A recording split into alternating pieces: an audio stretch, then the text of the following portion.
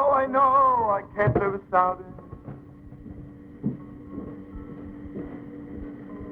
Wish you a good year. The best year ever, ever, the sweetest year. Wish you a good year.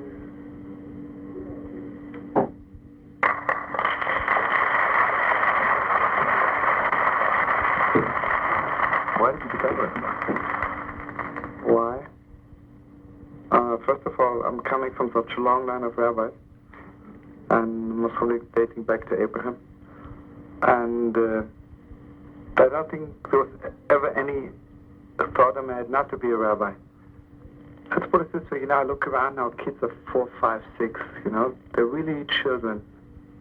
They don't have any, they're not really burning up with a goal in life, I remember when I was 4, 5, 6, there was nothing else in my head but just to become a great teacher, great rabbi.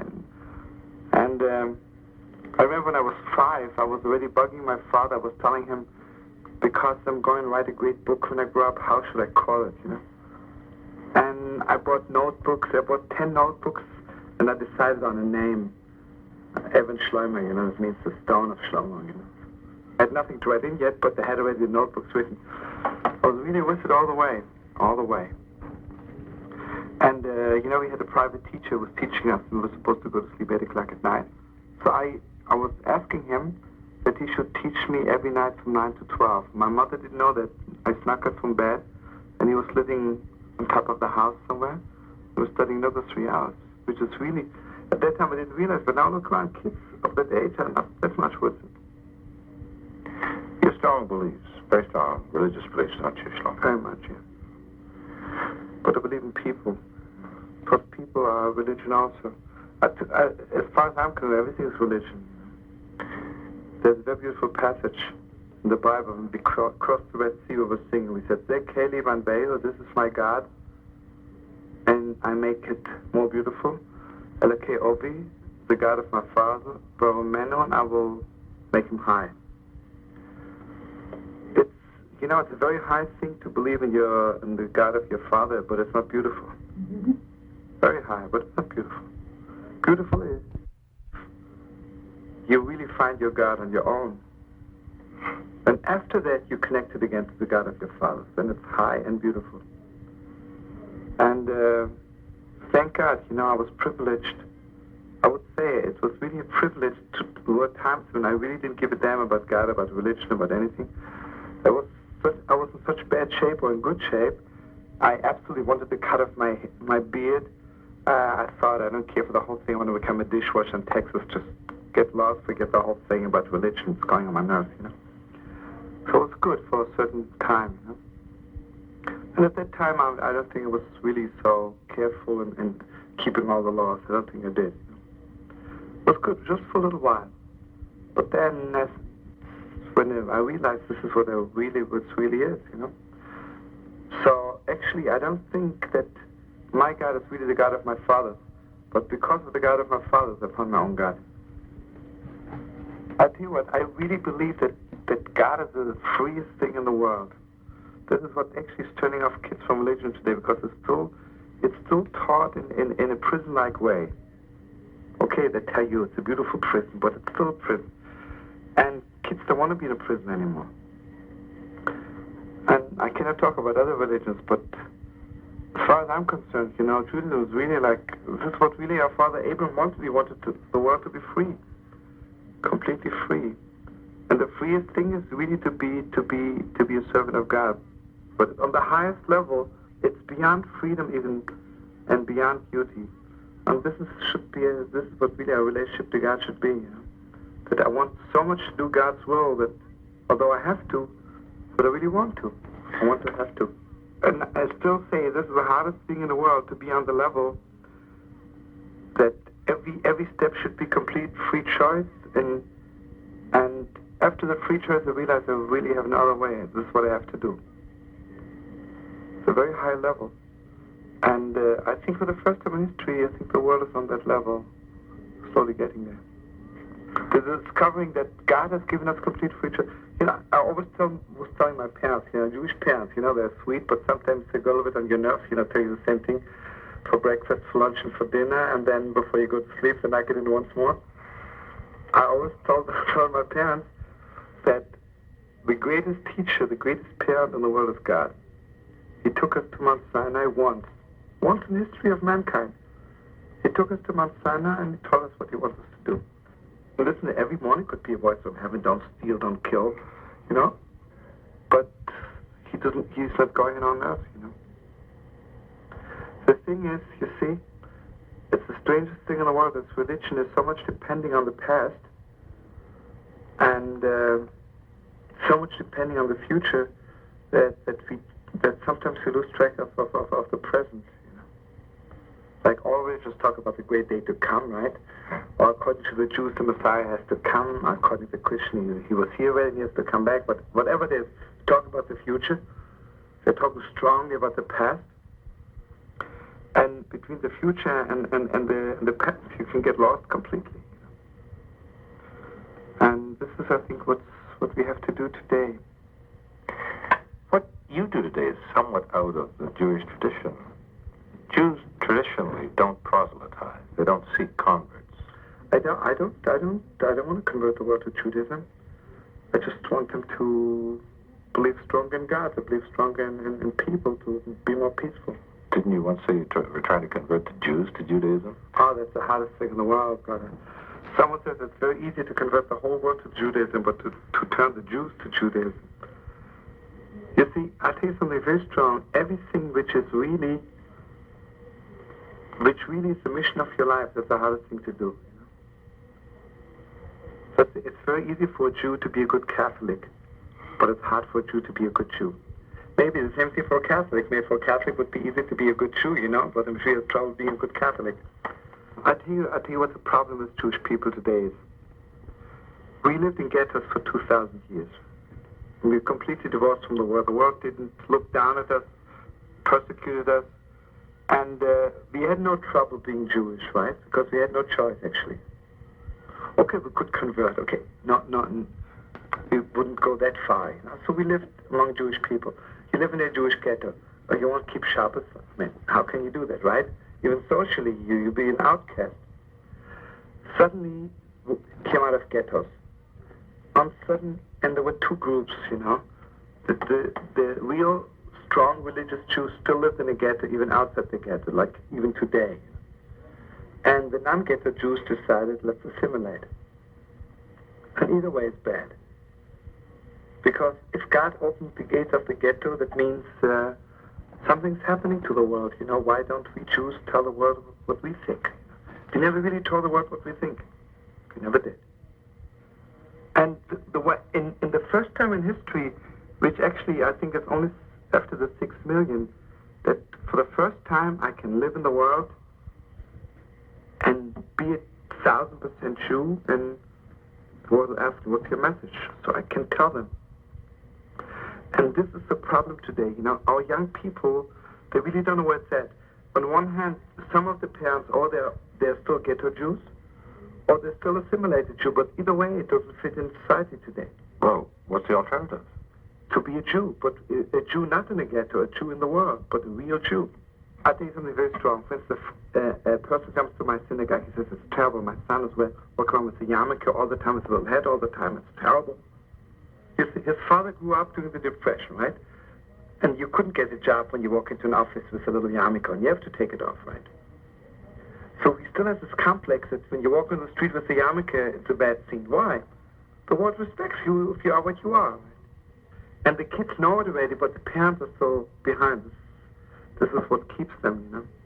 And also in the synagogue, it's a strange thing, you know, the rabbis, they talk about, they still think you have to talk about politics. They still think you have to water down religion, and instead of giving it full force. All the people are literally afraid of shut that open their hearts, or they talk about everything, or they gossip. You know, the whole thing of gossiping, where it's coming from. Two women, they want to really be good friends, but they're afraid to talk about what really hurts them, what really is going on. They'll talk about somebody else. The whole idea that people have to talk about somebody else is because they're afraid to talk about themselves. And slowly, I think the world is growing up. You don't have to like people, you don't have to talk about the wills. Do you ever notice that when people talk about God, they stumble over the word God, as if they're embarrassed to say it? Yeah. In the same way they stumble over the word love. It's heartbreaking. You know, I always tell my friends, why is it that people are not afraid to shoot a stranger, but they're afraid to love a stranger? And it's very strange, you know, we're living in a society when you shoot a stranger, it's legal. When you kiss a stranger, you're perverted. I always say, you know, on the great day, when there'll be peace in the world, there'll still be a police force in the world. But different kind of police force. You'll be arrested for not kissing your brother. Big criminal offense. A recurring theme in your life is the phrase, the 6 million. Yeah. That's very strong in my heart. I'm sure it's in the heart of the whole world, but maybe they don't admit it yet. You see, as far as I'm concerned, the world didn't kill the 6 million. You can't kill 6 million because they're still alive. Maybe they were murdered, but they're the most alive people in the world. But what society really did, or civilization, they just showed their true face. The first time they were honest. That means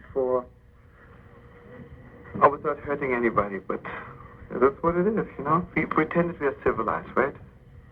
Cultured. So suddenly our most cultured nation in the world, Germany, right, is capable of killing 6 million the most brutal way, and the whole world is silent. Because you and I know the truth, the world didn't do one damn thing to stop it. And if politically it wouldn't have been a Second World War, but because the nations were involved in the whole thing, I mean, they didn't fight with Germany because of the Jews. They just fought because it was political, there was a whole big thing going on there, besides everything.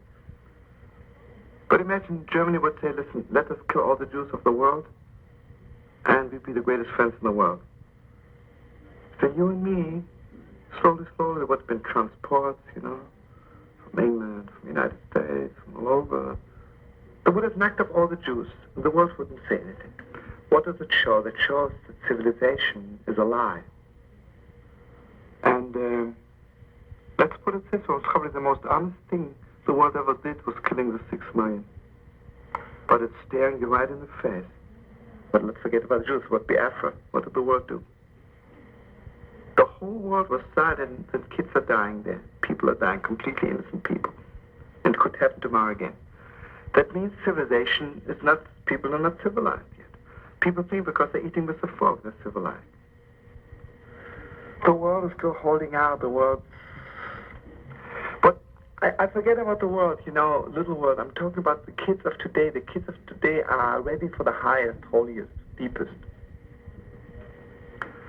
And the saddest thing is, we are so frightened that they really are ready that we can't take it. There's something very strong. One of the Holy Master says the world is not afraid of darkness, the world is afraid of light. You walk on the street and you'll see somebody yelling at somebody, out and hurting his wife's feelings. So go on, you listen to it, you'll stand around maybe. When you see somebody kissing, you'll feel embarrassed. Because there's too much light shining.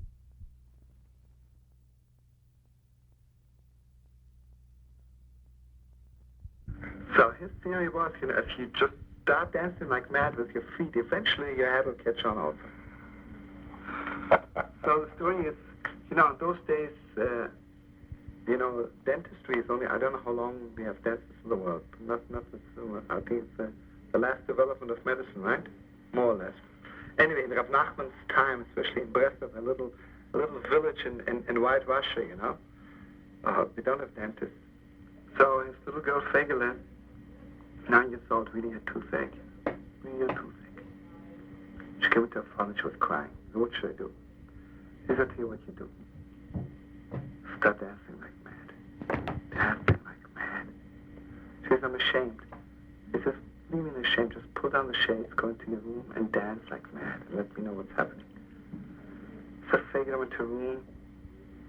First it was hard because she really had terrible pain. Slowly, it got easier and easier and easier. And slowly always, she got so high, you know. I don't know if it didn't hurt her anymore, but it didn't pain her so much anymore. She didn't care. Didn't care. She came into her father, and she said, you know, my feet told my tooth. You know, don't worry. I said, you see, I told you the feet always know the best.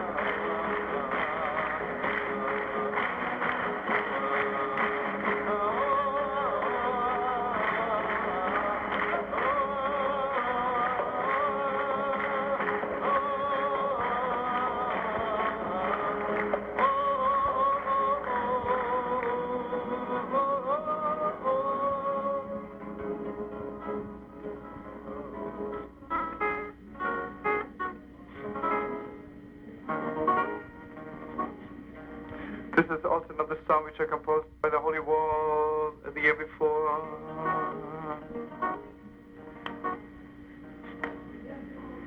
But while I was composing this song, about so many stories were going through my head. I'll tell you first the words. The words are Samchenu Hashem Elokeinu Eliyahu Hanovi Avdecho. You know, a person, if you meet a new person, you'd like to know who he is, who she is. It's very simple. The first question, ask them, what makes you happy? What would make you happy? The person will answer you. Just put more money in my bank. And you know with whom you're talking. All kinds of other things. But now I'll tell you what we say, Shabbos we say. Samchenu Hashem Elokeinu. Please, Almighty, make me happy. You know with what? Pele Yohanovi.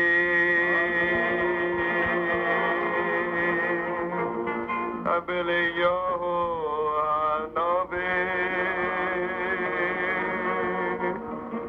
Pele Yohanovi.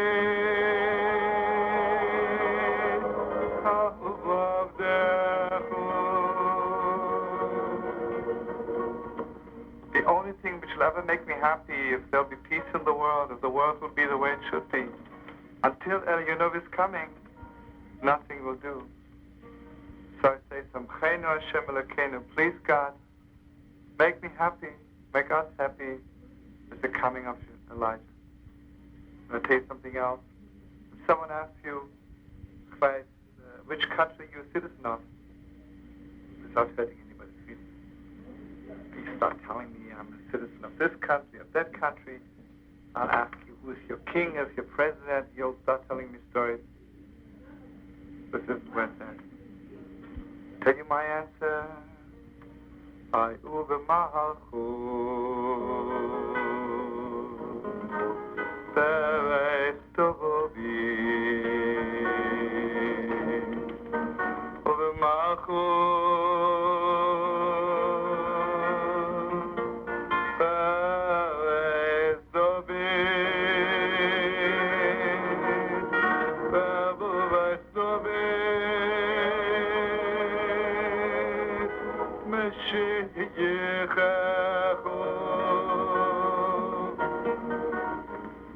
I'm sorry to say I'm a subject of King David. He's my king always. I don't know of anybody else. King David is still my king, always my king. He'll be my king till the end of all generations. Then we say,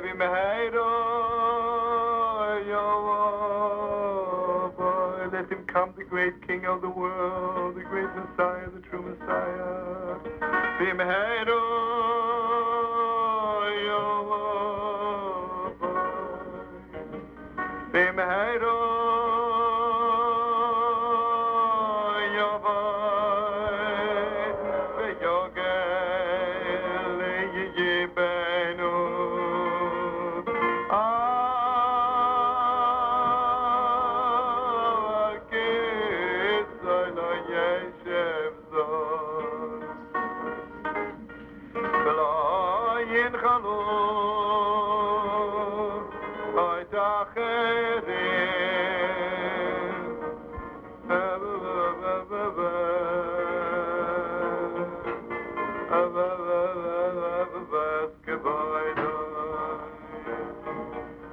Then we say, God, you promised us this light will burn forever. There'll be no wind in the world who can blow this holy fire out.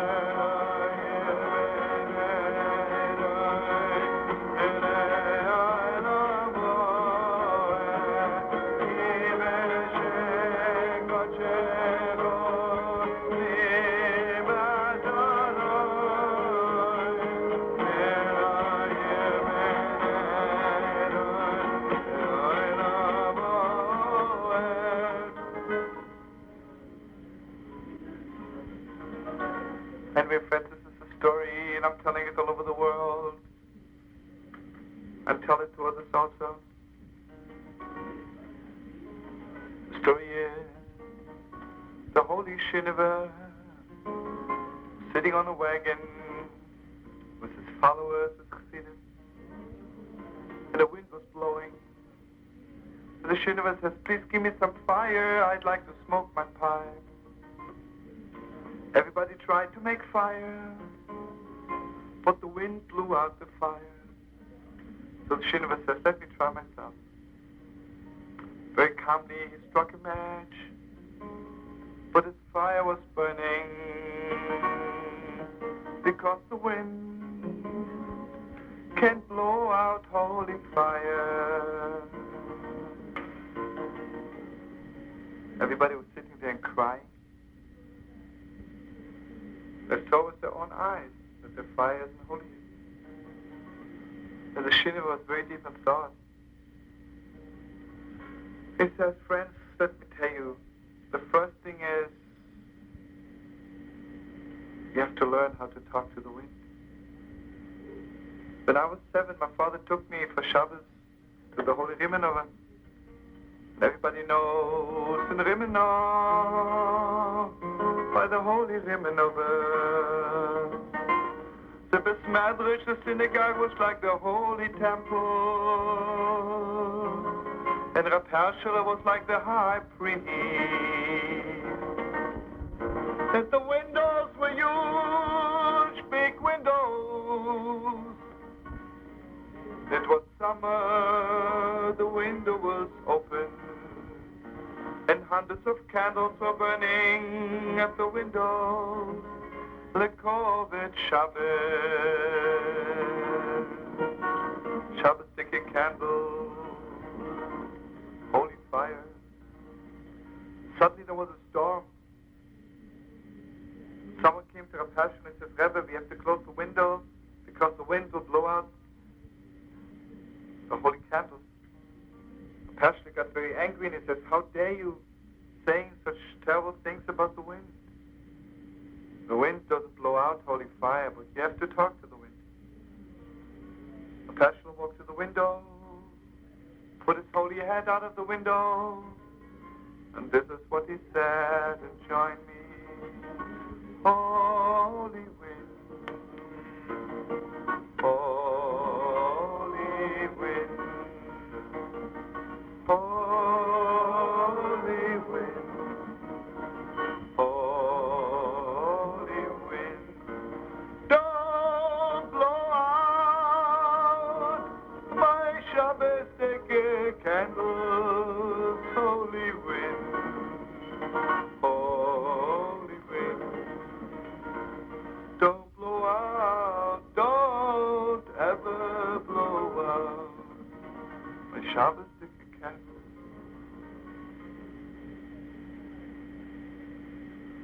You know, friends, what I say to you, friends?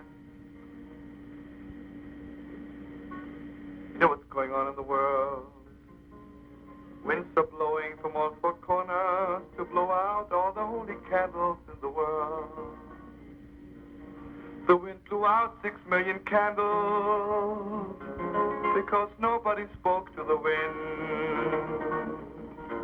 And the wind is still blowing, and we never spoke yet to the wind. I'm begging you, friends, it's a new year. Let's get together. Let's talk to the wind. Holy wind, holy wind, don't blow out my Shabbat candle. You know, friends, what I call good parents? Parents who wake up in the middle of the night and can't sleep. They open the window and they talk to the wind.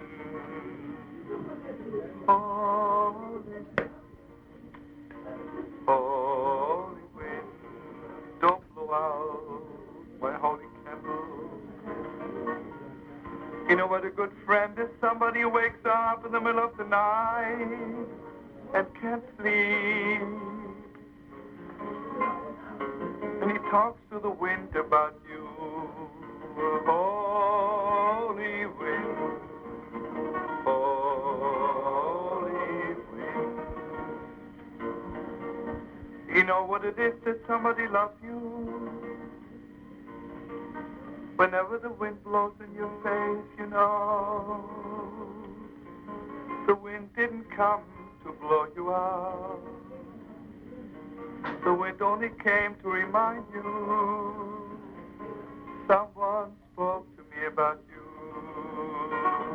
Holy wind, holy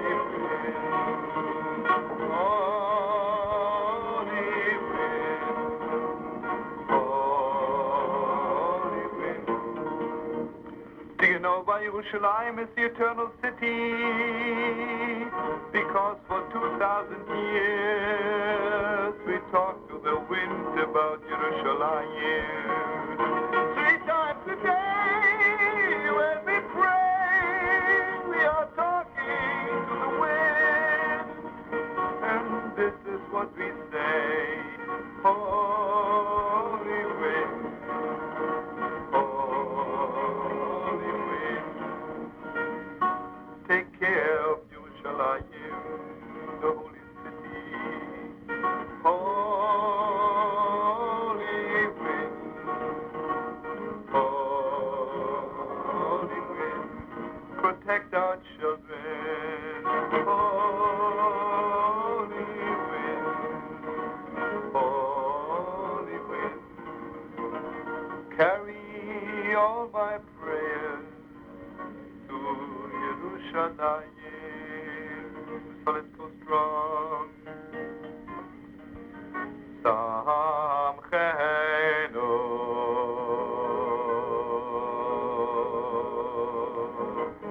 Hashem Elokeinu B'Elio HaNovim,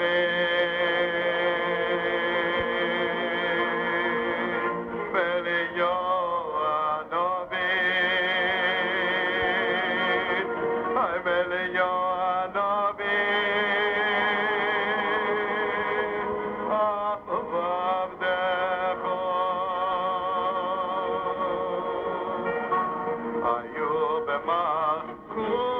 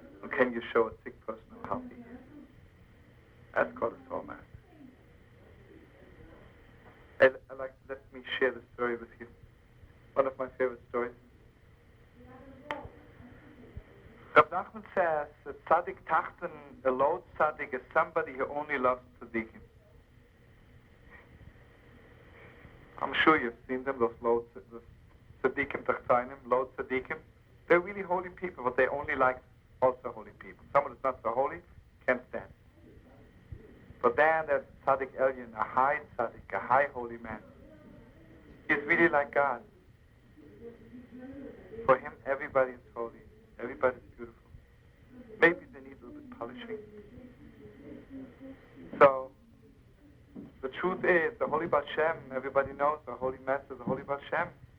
The Holy Baal Shem was not only close to the so-called holy people, but Shem Tov was the Rebbe of the lowest people in the world.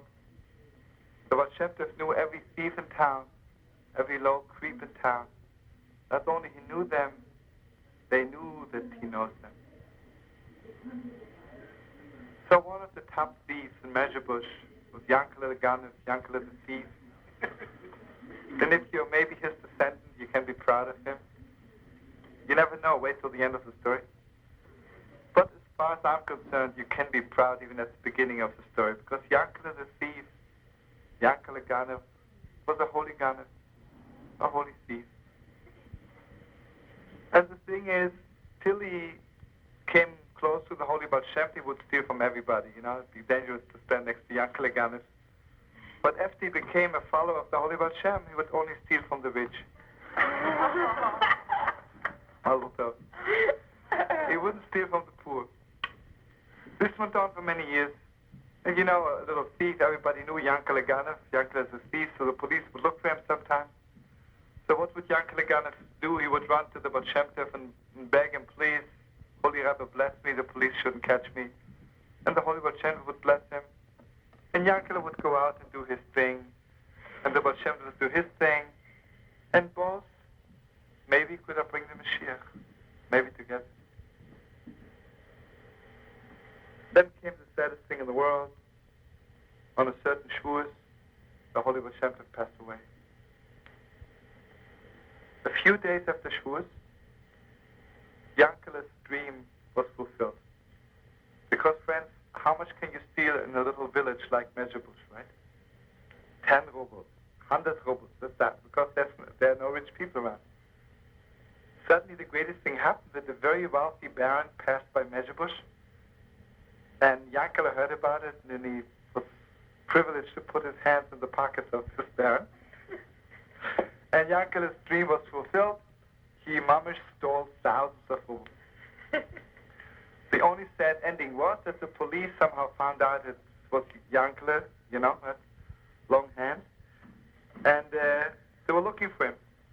So what does Yankele do? He's not even afraid. It doesn't even occur to him to be afraid, because he's running straight to the Bais Medrash, to the synagogue of the Holy Baal Shem. He runs in, he says to the Yidden, I got to talk to the Holy Baal Shem. And they say to him, Yankele, didn't you hear that the Holy Baal Shem Tov passed away?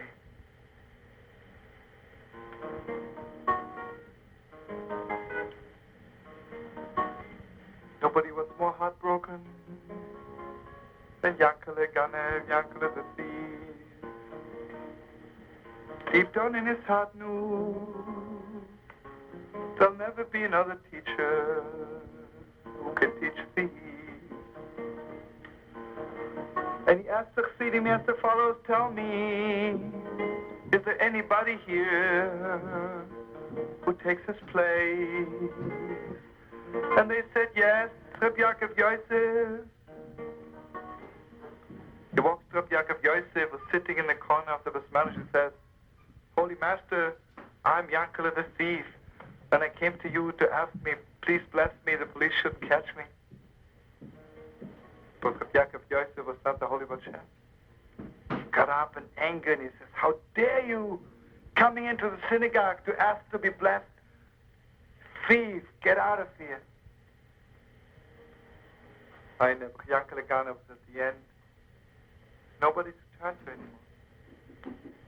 He went to the grave of the Baal Shem Tov. He fell on the grave. He buried his head in the soil, in the earth. He began to pray. And this is what he said. Heilige Baal Shem Tov, Holy Master, you left a successor to take care of the holy people. Why didn't you leave anybody to take care of those thieves? What will happen to us?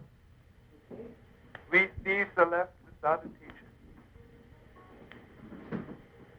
What a prayer. He was crying so much that he couldn't fell asleep. In his dream, he saw the Holy Baal Shem. The Baal Shem Tov says, Yankele Gunner, your prayer pierced heaven.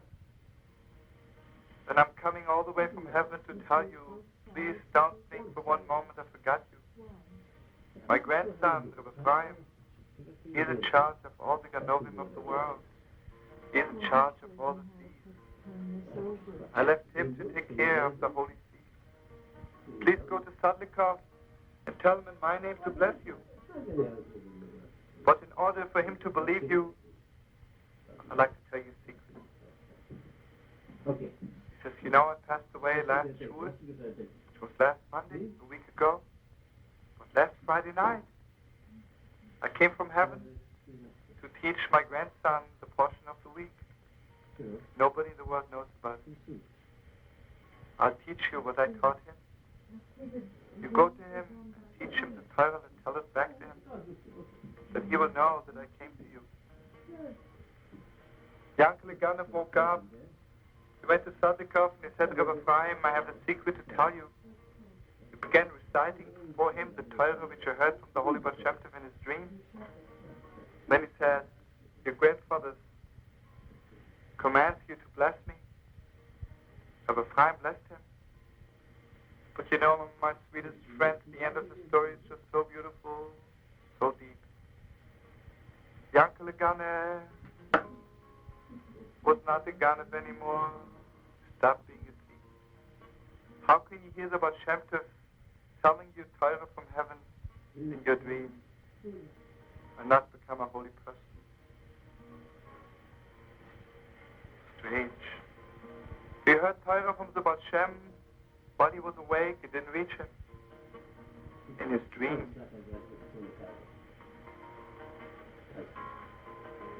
We need holy masters who will reach our children in their dreams.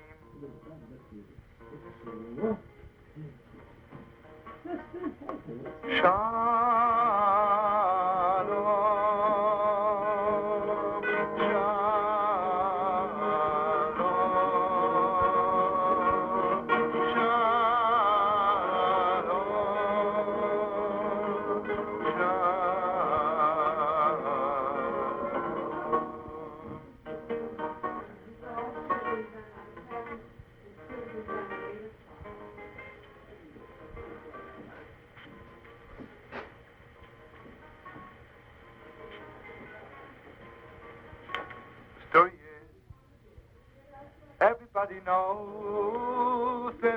knows that on Sukkot, one of our major holidays, we have a little esrog. It's like a special kind of lemon.